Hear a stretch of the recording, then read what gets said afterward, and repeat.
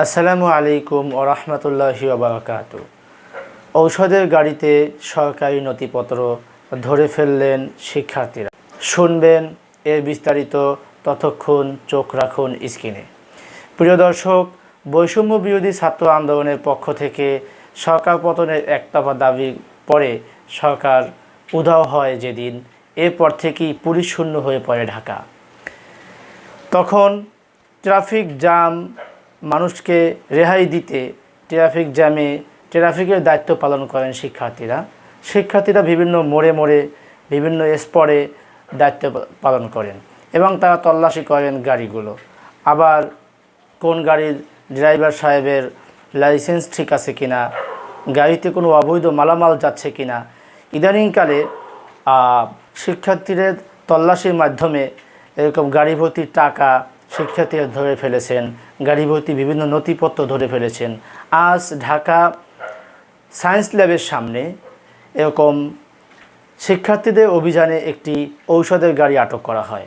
ঔষধের গাড়ি আটক করার পর সন্দেহভাজন ড্রাইভারকে প্রশ্ন করেন যে গাড়ির ভিতরে কী আছে, আমরা একটু দেখব। ড্রাইভার সাহেব বললেন যে গাড়ির ভিতরে কিছুই নেই, গাড়িতে আছে ঔষধ। শিক্ষার্থীরা কোনোভাবেই এটি মানতে নারাজ। শিক্ষার্থীরা বললেন আমরা দেখেই ছাড়ব। শিক্ষার্থীরা ওনাকে বাধ্য করেন এক পর্যায়ে গাড়িটিকে সার্চ করার জন্য। উনি তারপরে বলেন যে এই গাড়ির ভিতরে আমার স্যারের বাসার মালামাল রয়েছে, যেটা আমি নিয়ে যাচ্ছি। শিক্ষার্থীরা কোনোভাবেই তাকে এই কথাগুলো মানতে পারলেন না, তাকে ধরে ফেললেন। তিনি অনেক পালানোর চেষ্টা করলেন, কিন্তু শিক্ষার্থীরা তাকে ঘিরে ফেলেন। উনি আর কোথাও যেতে পারেননি। গাড়ির ভিতরে সার্চ করে দেখা যায় সরকার অনেক নথিপত্র গাড়ির ভিতরে নিয়ে যাচ্ছিলেন। মনে হচ্ছিল এই নথিপত্রগুলো নিয়ে হয়তো পুড়িয়ে ফেলবেন, নাহলে গোপনে ফেলে দিবেন, কারণ এখানে যিনি এই কাজটি করাইতেছিলেন তিনি হচ্ছেন সরকারের একজন ঊর্ধ্বতম কর্মকর্তা, অ্যাটর্নি জেনারেল।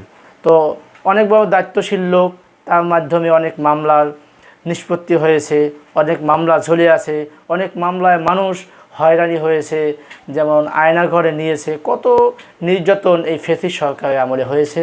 সম্মানিত দর্শক, আপনারা ভালো থাকুন, সুস্থ থাকুন, দেখা হবে পরবর্তী ভিডিওতে। আল্লাহ হাফেজ।